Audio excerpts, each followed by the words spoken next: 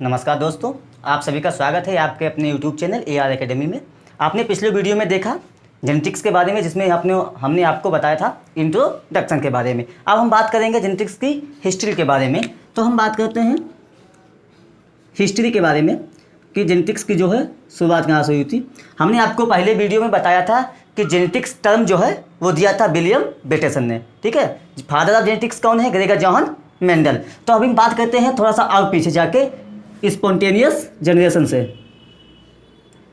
Spontaneous generation से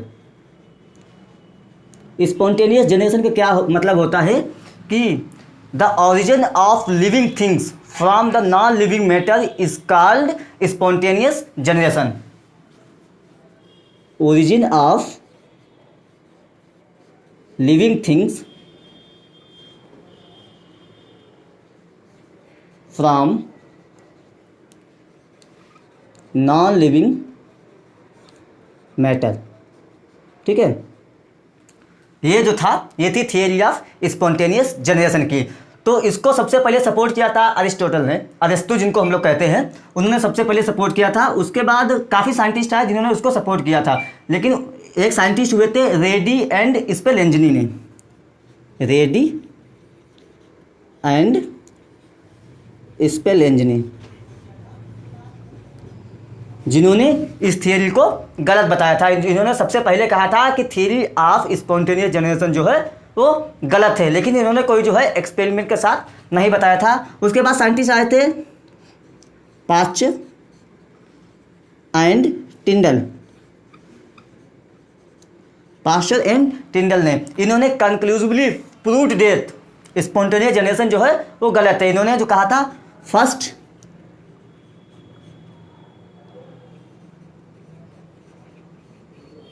disproved by Redi and Spallanzani ने, लेकिन क्या है कंक्लूसिवली डिस्प्रूव्ड बाय, ये जो था पाश्चर एंड टिंडल ने, इन्होंने क्या था एक्सपेरिमेंट के साथ बताया था, ठीक है। दूसरा टॉपिक है हमारा हिस्ट्री में reproduction in plants, reproduction in plants, ठीक है। रिप्रोडक्शन इन प्लांट्स अगर बात करते हैं तो सबसे पहले बात कर लेते हैं हम किसने रिप्रोडक्टिव पार्ट्स की खोज की थी। तो रिप्रोडक्टिव पार्ट्स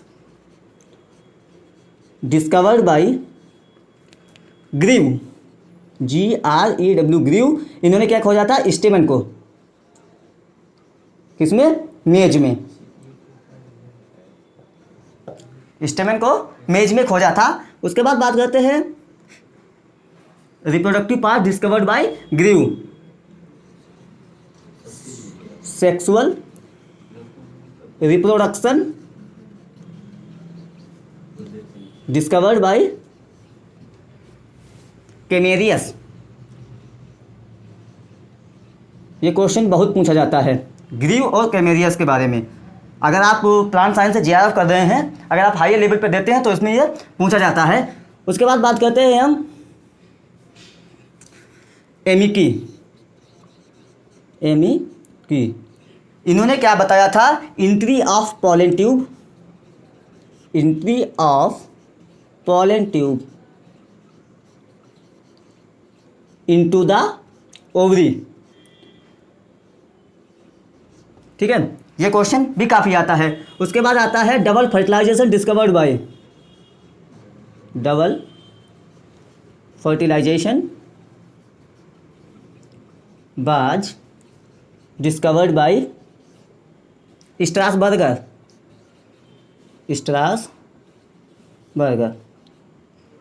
ठीक है। तीसरा पॉइंट है हमारा थियरी ऑफ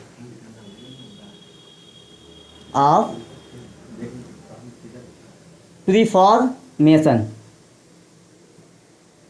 तो यहाँ पे आप समझ गए होंगे प्रीफॉर्मेशन का मतलब होता है कि पहले से ही कोई चीज़ जो है उसमें है, प्रेजेंट है, तो इसका मतलब होता है प्रीफॉर्मेशन थ्योरी। तो प्रीफॉर्मेशन थ्योरी जो है इन्होंने दी थी स्वामेरडम एंड बोनेट ने। किसने? स्वामेरडम एंड बोनेट ने, वो नेट ने। तो यहाँ पे प्रीफॉर्मेशन थ्योरी की दो चीज़ें जो हैं वो सबसे इंपॉर्टेंट थिंग्स हैं।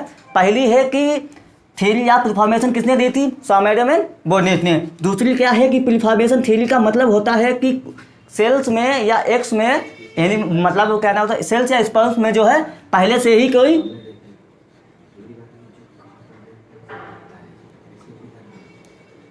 होमनकुलस जो है वो प्रेजेंट होता है।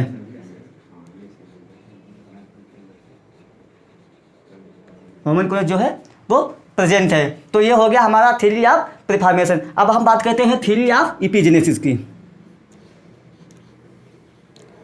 थ्योरी ऑफ इपिजेनेसिस की। थ्योरी ऑफ इपिजेनेसिस की। थ्योरी ऑफ इपिजेनेसिस जो थी वो गिवन बाय वोल्फ। किसने दी थी? Theory of epigenesis given by Wolff. ठीक है, गिवन बाय वोल्फ। ठीक है। थ्योरी ऑफ इपिजेनेसिस का मतलब क्या होता है कि थ्योरी ऑफ इपिजेनेसिस का मतलब होता है इन एम्ब्रियोनिक स्टेज। इन एम्ब्रियोनिक स्टेज सेल्स जो होती है वो कोई डिफ्रेंशिएशन नहीं होता है उसमें। मतलब कुछ नहीं होता है कि एनिमल है या मतलब ह्यूमन है तो उसमें क्या है कि मेल होगा या फीमेल होगा, ये पहले से नहीं होता है। एम्ब्रियोनिक स्टेज में नहीं होता, लेकिन धीरे धीरे क्या होता है डिफ्रेंशिएशन होने लगता है। सेल्स का, टिश्यूज़ का जो है वो डिफ्रेंशिएशन होने लगता है। वही बताया गया था थ्योरी ऑफ एपिजेनेसिस में। तो हम अब बात करते हैं theory of inheritance of acquired character. Acquired characters. ठीक है, theory of inheritance of acquired character. Acquired characters का मतलब क्या होता है कि कोई कैरेक्टर जो है जो हम अपने अंदर अपने द्वारा ग्रहण करते हैं, मतलब अपने अंदर उसको बनाते हैं। जैसे मसल्स बना लेते हैं लोग, लेके अच्छे इन्वायरमेंट लेके हाईली एजुकेटेड हो जाते हैं, तो वो जो है एक्वायर्ड कैरेक्टर्स कहलाते हैं। तो थ्योरी ऑफ एक्वायर्ड कैरेक्टर किसने दिया था? लेमार्क ने। ये पूछा जाता है बहुत कि theory of inheritance of acquired character was given by Lamarck ने। ठीक है, और अगली अब थ्योरी आती है हमारी theory of pangenesis. Theory of pangenesis या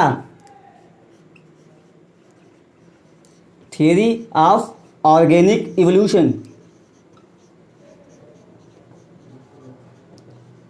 या थ्योरी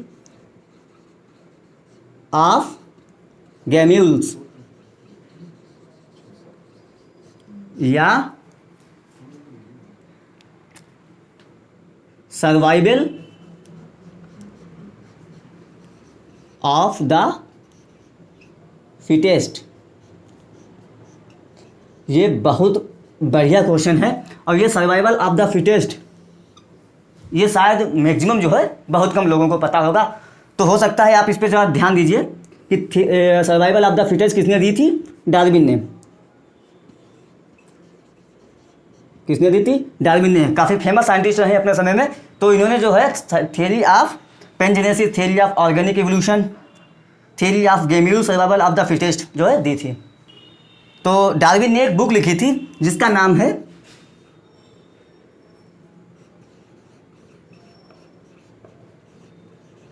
ओरिजिन ऑफ स्पीसीज। ध्यान दीजिएगा, ये काफ़ी बार क्वेश्चन पूछा जाता है। ओरिजिन ऑफ स्पीसीज बाज रिटन बाय जेआरएफ में आया है, यूपी के टेट, एसआरएफ, एआरएस, मतलब जो भी एग्जाम रहते हैं काफ़ी पूछा जाता है ओरिजिन ऑफ स्पीसीज बाज रिटन बाय। तो ये थी डार्विन की बुक। अब हम अगले पॉइंट की तरफ चलते हैं, germ plasm theory. Germ plasm theory ये बहुत अच्छा क्वेश्चन है कि जर्म प्लाज्म थ्योरी बाज गिवन बाय बीजमैन।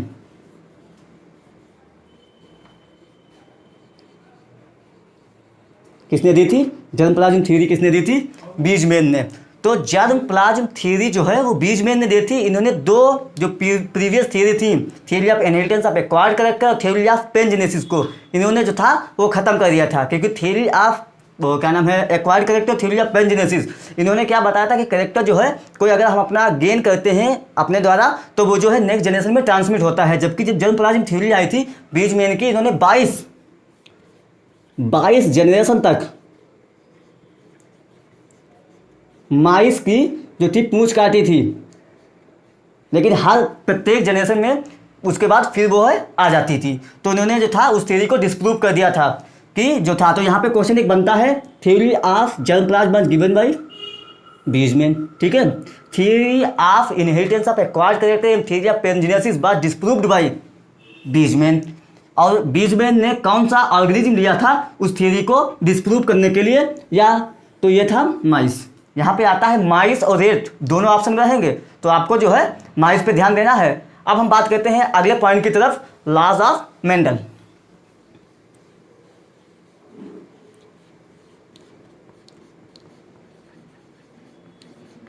तो मेंडल के बारे में तो सभी लोग जानते हैं, ये जो है फादर ऑफ जेनेटिक्स हैं, फादर ऑफ जेनेटिक्स हैं। मेंडल ने 2 लॉ दिए थे, law of segregation, law of independent assortment,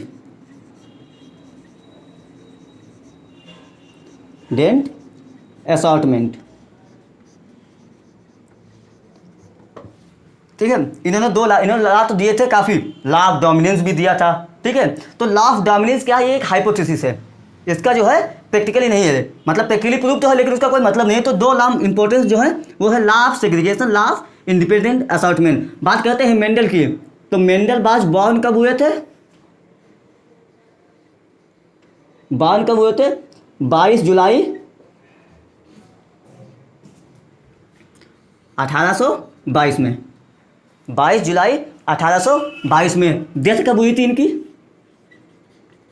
death कब हुई थी 1864 में, 1884 में, सॉरी, ठीक है, 1884 में मेंडल की डेथ हो गई थी। तो मेंडल ने जो था,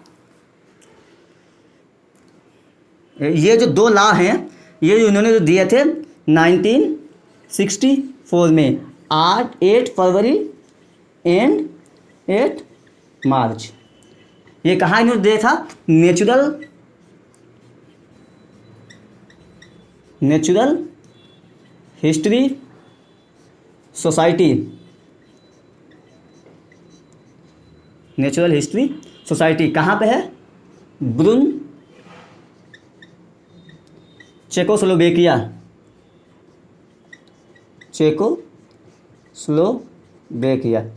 ठीक है, चेकोस्लोवेकिया। तो ये क्या है, पहला इसका नाम ऑस्ट्रिया था, उसके बाद अब जो है चेकोस्लोवेकिया है। तो ब्रून में जो था नेचुरल हिस्ट्री सोसाइटी थी, उसमें जो है इन्होंने अपना पब्लिश किया था। इनके बुक का या इनके जो का नाम है पेपर का टाइटल क्या था जिसमें इन्होंने लॉ दिए थे, टाइटल था एक्सपेरिमेंट्स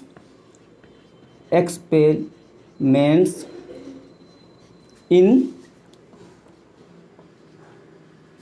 प्लांट्स हाइब्रिडाइजेशन। ये जो थे ये जर्मन लैंग्वेज में था, ये क्वेश्चन यहाँ से बनता है, जर्मन लैंग्वेज थी, ठीक है। तो यहाँ पे जो है 2 चीज़ें आप ध्यान रखना है, मेंडल वाज बॉर्न 22 जुलाई, ठीक है, डेथ 1884 में, फादर ऑफ जेनेटिक्स कहते हैं। इन्होंने 2 लॉ दिए थे, law of segregation, law of independent assortment. इसके बारे में आप आगे पढ़ेंगे, विस्तृत में बताएंगे आपको हम जो क्या हुआ था। इन्होंने कब दिए थे, 1964 को, 8 फरवरी एंड 8 मार्च। तो जो पब्लिश हुए थे इन्होंने ये दिए थे, इसको पब्लिश्ड इन 1965 में इन्होंने दिए थे, 64 में। लेकिन उसकी जो एनुअल जो होता है हर चीज़ का, हर उसका जर्नल्स का एनुअल में रिव्यू होता है, तो वो जो हुआ था 1965 में। तो उसके सोसाइटी का नाम क्या था, नेचुरल हिस्ट्री सोसाइटी, ठीक है। टाइटल क्या था, एक्सपेरिमेंट्स इन प्लांट हाइब्रिडाइजेशन। चलिए हम बढ़ते हैं अपने अगले टॉपिक की तरफ। चलिए बात करते हैं अपने अगले टॉपिक की तरफ जो है discovery of cell. Discovery of cell, कोशिका को किसने खोजा था। तो सबसे पहले बात करें कोशिका खोजा किसने था, तो आप सभी जानते होंगे डिस्कवर्ड बाय रॉबर्ट हुक ने। ठीक है, रॉबर्ट हुक ने, इन्होंने एक बुक लिखी थी जिसका नाम था माइक्रोग्राफिया। ये काफ़ी बार पूछा गया है माइक्रोग्राफिया। और इन्होंने जो खोजा था वो क्या थी, डेड सेल थी, डेड सेल थी। ठीक है, आज के वीडियो में इतना ही। अगर आपको वीडियो पसंद आया हो तो लाइक कीजिए, चैनल को सब्सक्राइब कीजिए और अपने साथ दोस्तों के साथ शेयर कीजिए। धन्यवाद।